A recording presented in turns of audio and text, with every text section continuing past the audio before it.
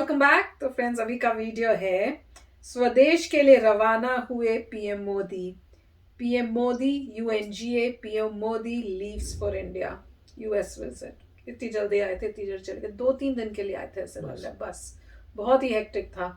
उनको कहना था थोड़ा छुट्टियां भी मना लेते, यहाँ पर थोड़ा घूम लेते, सब कर लेते। वही ना, बहुत बिजी है मुझे लग रहा है उनका स्केड्यूल। दिन रात मेहनत कर रहे हैं और बहुत सीरियस भी हो गए हैं। तो चलो फ्रेंड्स, वीडियो शुरू करते हैं और देखते हैं उनको जाते हुए। तो वीडियो देख शुरू करने से पहले अगर आप चैनल पर नए हो और अभी तक आपने सब्सक्राइब नहीं किया तो जल्दी से पहले सब्सक्राइब के बटन और बेल आइकन को क्लिक कर लो, ताकि आपको हमारे सारे न्यू वीडियोस के नोटिफिकेशन मिल जाए जैसे हम अपलोड करें। अगर आपको वीडियो पसंद आता है प्लीज लाइक एंड शेयर। चलिए शुरू करते हैं। उस लिहाज से देखिए, इस समय तस्वीरें हम दिखा रहे हैं, एयरपोर्ट की ये तस्वीरें हैं।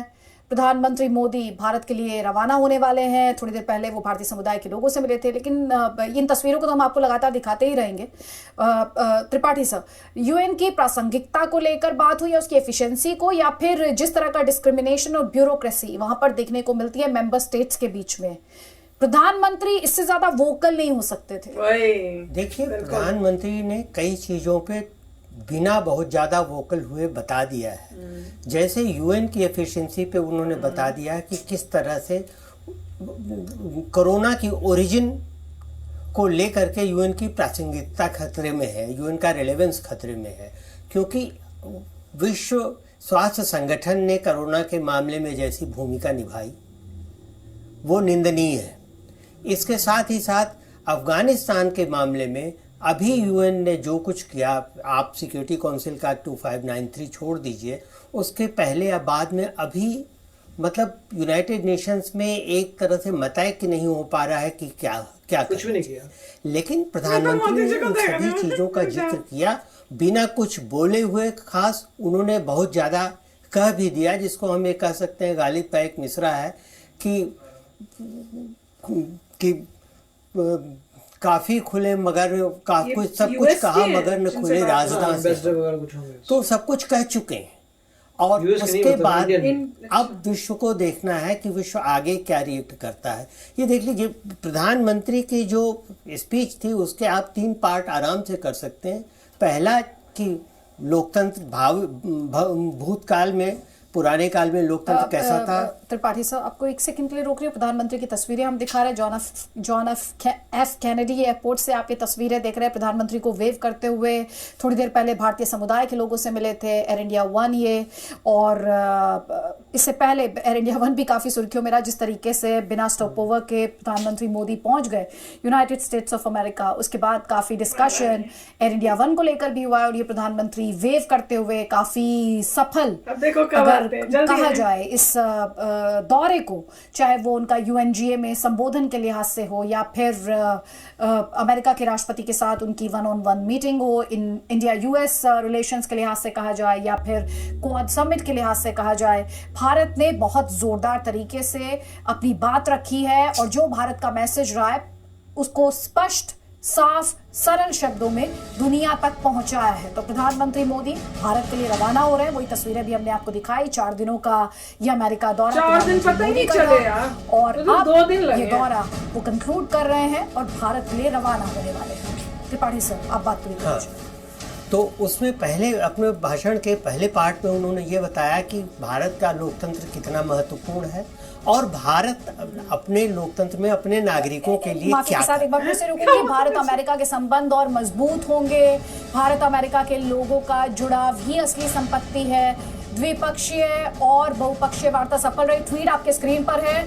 उन्होंने लिखा है, over the last few days have had very productive bilateral and multilateral engagements, interaction with the CEOs and the UN address. I'm confident that the India and US relationship will grow even stronger in the years to come. Our rich people-to-people linkages are among our strongest assets. तो प्रधानमंत्री कह रहे हैं कि काफी bilateral, द्विपक्षीय और multilateral engagements थे भारत के, या फिर उनका जो CEOs के साथ इंटरेक्शन था और UNGA में जो उनका संबोधन था, उन्होंने सभी को सफल बताया है, मीनिंगफुल बताया है। तो फ्रेंड्स, वीडियो में इनकी बातें तो मैंने ज्यादा सुनी नहीं, क्योंकि जैसे उन्होंने मोदी जी को दिखाने लग गए मैंने तो इग्नोर कर दिया था। मैं तो उनको देख रही थी कि कैसे उनको जाते हुए, और यही देख रही थी कि उन्होंने जो बताया कि 4 दिन के लिए आए थे, यार बिल्कुल 4 दिन नहीं लगे मुझे लगा 1 या 2 दिन मैक्सिमम, ज्यादा से ज्यादा कह सकते हो 2 दिन। मतलब फील ही नहीं हुआ, इतना छोटा ट्रिप होता है ना उनका, और इतना जल्दी जल्दी जल्दी बैक टू बैक उनका मीटिंग्स हो जाती है और वो चले जाते हैं।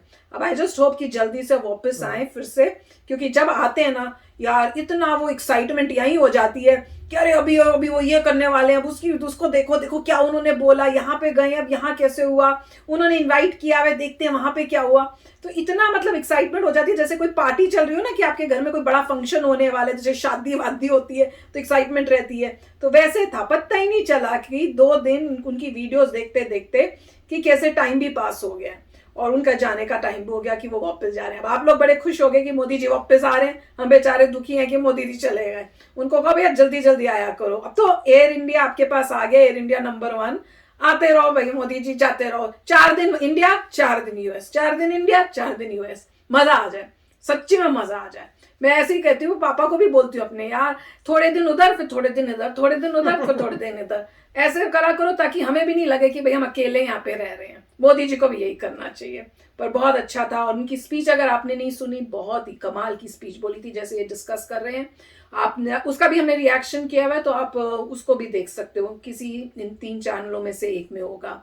इतना अच्छा उन्होंने बोला है कि मतलब इनडायरेक्ट डायरेक्ट उन्होंने जिन जिन को वार्निंग्स टाइप देनी थी कि अलर्ट हो जाओ, काम ठीक करो, वो उन्होंने दे दी है। और इससे ज्यादा वो क्या बोल सकते हैं बताओ। आपको बता दिया उन्होंने, यूएन तक को बता दिया, भैया काम ठीक करो, जिसके लिए बने हैं उसी के लिए करो। यूएन में ही जाके यूएन को बता रहे हैं, तो मोदी जी का तो कमाल है। काफ़ी अच्छा था और बहुत अच्छा लगा। मोदी जी का डेफिनेटली बहुत टाइट स्केड्यूल था, उन्होंने जो कार्य करने थे वो उन्होंने कर दिए। लास्ट में उन्होंने उनके वहाँ से ट्वीट भी आ गया कि मैंने यूनाइटेड नेशंस का एड्रेस कर लिया, और जो इंडियन अमेरिकन के साथ जो भी लिंकेजेस हैं, और साथ में उन्होंने बोला इंडिया और यूएसए की जो रिलेशनशिप है वो और भी ज़्यादा ग्रो करेगी। इसका मतलब है उनको ये लग रहा है कि सब अच्छा गया। सीईओ से भी बात हुई है, तो मेरे ख्याल से जो उन्होंने बोला था कि मेरा जो पर्पस था, उसके ट्वीट का मतलब यही था कि जो मेरा पर्पस है वो मैंने कंप्लीट कर लिया, मैं वापस जा रहा हूँ। तो बहुत ही अच्छा था। और स्पेशली जो है इन सब में कुछ जो इंडिकेटर्स आए थे वो था एयर इंडिया 1, वो एक बहुत अच्छा इंडिकेटर था कि मोदी जी अपने प्राइवेट ज़बरदस्त प्लेन में आ रहे हैं स्ट्रेट बिना कहीं रुके, तो वो अच्छा था। और दूसरा जो ग्रेट बात थी वो उनका स्पीच था, जो पूरा डायरेक्ट था। उसमें उन्होंने यूनाइटेड नेशंस को भी बोला, चाइना को भी बोला, पाकिस्तान को भी बोला, और क्लियर कर दिया कि बहुत ज़रूरी है। और मेरे ख्याल से जो अगले वही बात थी, अगले जो बार दोबारा आएंगे, मेरे ख्याल से एक बार जो इतना प्रेशर पड़ेगा कि यूनाइटेड नेशंस को इंडिया को परमानेंट सीट देनी पड़ जाएगी, लुकिंग एट द कितना इंडिया कंट्रीब्यूट कर रहा है इन सब चीज़ों में। और ये भी उन्होंने अच्छा सुनाया कि कोविड का अभी तक ऑरिजिन नहीं पता चला है, अफगानिस्तान पे कोई डिसीजन नहीं हुआ। तो कई बातें उन्होंने बताई कि समय पे आप कुछ भी डिसीजन नहीं ले पा रहे तो मतलब क्या है। और मेरे ख्याल से अगली बार एक ऐसा रूल भी बनाना चाहिए, जहाँ तक मुझे लग रहा है कि जब कोई यूनाइटेड नेशन जनरल असेंबली की मीटिंग होती है, सबको मैंडेटरी होना चाहिए कि आपको अटेंडेंस आनी पड़ेगी, या अपने रिप्रेजेंटेटिव को आप भेजिए। क्योंकि अभी जो है अजीब सा लगता है कि कुछ लोग ऑनलाइन हैं, कुछ लोग वो कोविड की वजह से अंडरस्टूड है, क्योंकि रिस्क नहीं लेना उतने लोग इकट्ठे हों, बल्कि अच्छे सेपरेट सब ऐसा होना चाहिए। फ्यूचर में वैसे जब हो तो होना ये मैंडेटरी होना चाहिए कि जज वो ठीक है, आप बोलेंगे 193 कंट्रीज के करीब हैं, हर कंट्री का जो कोई बोलेगा तो ये होना चाहिए आपका रिप्रेजेंटेटिव होना चाहिए वहां पे सुनने के लिए। मतलब जो भी 193 लीडर्स आएंगे वो बोलेंगे, बोलने दो। वो पहले एक ने स्पीच दी, सब बैठे होने चाहिए, जब दूसरे बार फिर सब बैठे होने चाहिए, बीच में ब्रेक करिए 5-10 मिनट की, जो रिप्रेजेंटेटिव चले जाएंगे, दूसरे रिप्रेजेंटेटिव आ जाएंगे, मगर ऑडियंस पूरी होनी चाहिए। फिर पूरे वर्ल्ड को लगेगा कि अरे वाह ये कोई गैदरिंग है। देखिए अपीयरेंस होती है कि जैसे कोई भी किसी भी कंट्री का लीडर बोल रहा है और सारी सीटें अगर फुल है, तो आपको पता है हर कंट्री का कोई ना कोई रिप्रेजेंटेटिव सुन रहा है, तो कितनी अच्छी फीलिंग आएगी, वाकई जोश आ जाएगा यूनाइटेड नेशन में। तभी वो कह रहे हैं धीरे धीरे यूनाइटेड नेशन जो है मतलब रिलैक्स टाइप हो रहा है, पता नहीं कितना मीनिंगफुल है, नहीं है, उसमें कोई नई एनर्जी चाहिए। हो सकता है जब ये सब कंट्रीज को लाएंगे तो नए रूल्स बनेंगे कि एक रिप्रेजेंटेटिव आप बैठेगा। जब ये मीटिंग हो रही है सीरियस होना चाहिए, हर बंदे का कंट्री का रिप्रेजेंटेटिव आना पड़ेगा, नहीं आते तो उन्हें बाहर कर देंगे। तुम कोई ना कोई रिप्रेजेंटेटिव तो भेज ही सकते हो। तो उसके हिसाब से ये होगा कि जो भी बोल रहे हैं उसे खुशी होगी कि इतने लोग सुन रहे हैं, रिस्पेक्ट आती है, सीरियसनेस आती है। ऐसा नहीं कोई ऑनलाइन कर रहा है, कोई बैठा है, कोई अटेंड कर रहा है, नहीं कर रहा है, क्या है बताइए। ऑप्शनल नहीं होना चाहिए, मैंडेटरी होना चाहिए, हर बंदे को करना है। तो काफी अच्छा था। यस फ्रेंड्स, मोदी जी आपके पास आ गए, जल्दी से हमारे पास वापस भेज देना, ठीक है।